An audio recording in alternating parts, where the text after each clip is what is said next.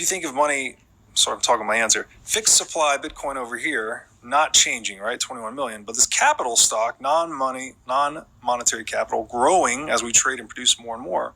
This would imply the purchasing power per Bitcoin is growing, right? It's a call option on more and more stuff.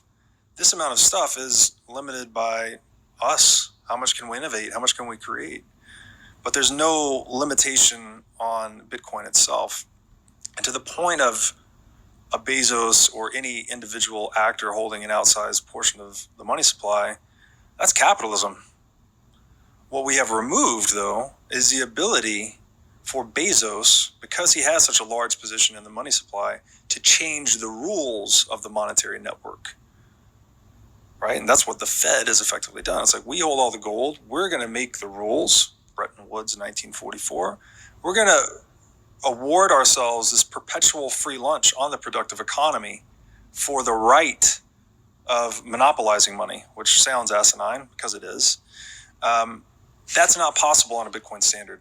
So the fixity of rules, the unchangeableness or immutability of rules is the bedrock of peaceful and productive cooperation.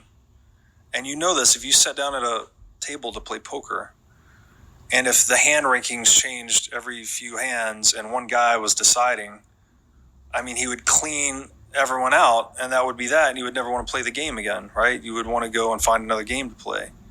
Poker works as a game because the rules don't change.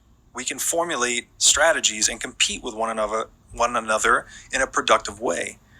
But if you want to drive people insane and really create a lot of conflict, just try changing the rules of the game every few hands. Now, this applies to any game, especially money.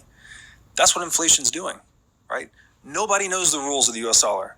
How many are in circulation? How many will be in circulation? Who's profiting? We don't even know exactly who the shareholders of the Fed are. What's their dividend? What are their criteria for deciding how many dollars to produce? Who's getting it first? Who's going to be the Fed chair next year?